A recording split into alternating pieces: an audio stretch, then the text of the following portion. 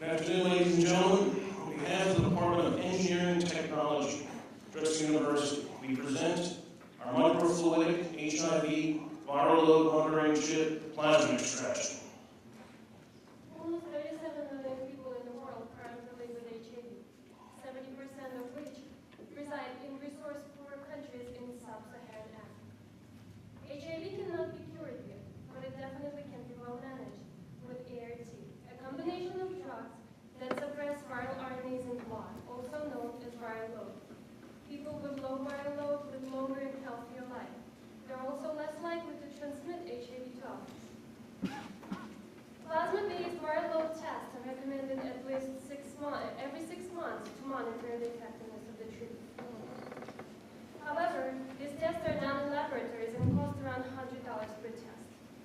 This creates a major issue for poor countries where lack of facilities, trained personnel, medical equipment, and high cost of the test makes it unavailable for the population in need. Our goal was to create an HIV laboratory-based viral load test, but on a small, disposable, low-cost microfluidic chip. In case if you're wondering, our microfluidic device follows the same science and steps of the process as laboratory-based tests. It also does not test for antibodies like the over-the-counter test. It tests for viral RNAs and quantifies it. The device is lightweight, easy to use, easy to transport, and most importantly, it extracts plasma from blood without any centrifuging or any additional equipment.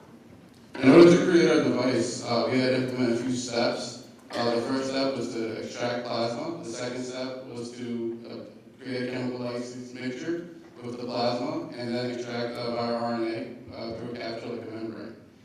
We were then supposed to perform the application process and do optical detection using a mobile device. What you see here is our initial prototyping using a CO2 laser.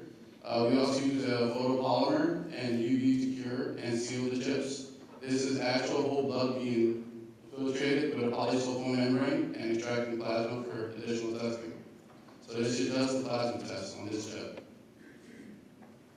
The final chip design consisted of 2 chips. The first chip was a plasma extraction chip, which also did a chemical lysine mixture with plasma. And the second chip, as you see to the right-hand side, was an amplification chip and detection, which was used for a mobile device.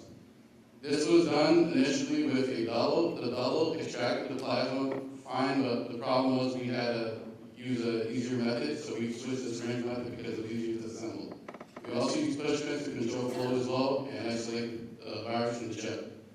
We tested the chip at the University of Penn using the HIV virus, and we also recently tested using Zika.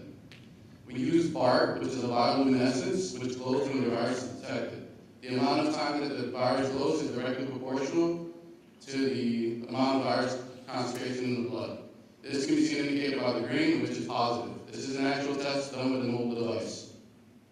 Here's a video of our plasma extraction. There's no centrifugation, so we're eliminating lab costs as well. This is a 21-gauge Lancet, and it has a hydrophobic reservoir. The patient is then pricked, and the blood is placed with an hydrophobic reservoir and ready for testing.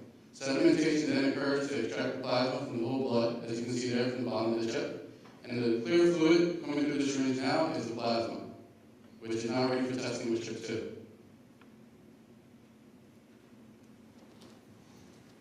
In current testing, a testing station costs around $10,000, but with our new design, it only costs $100.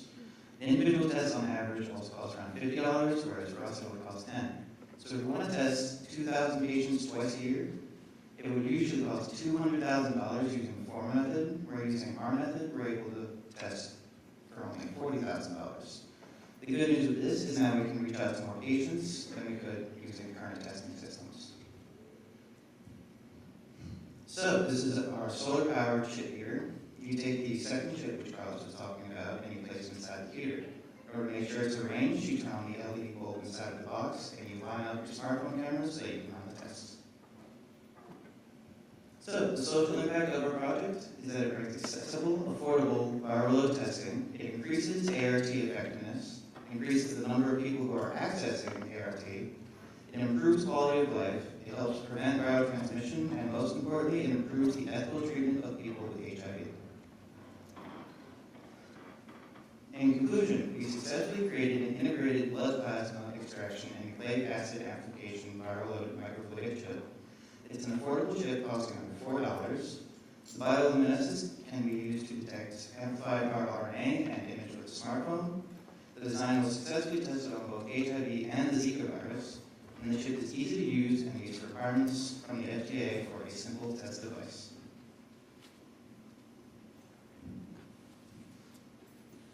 In closing, we would like to acknowledge these people for their help and support, and organizations as well. Thank you. Thank you for your time.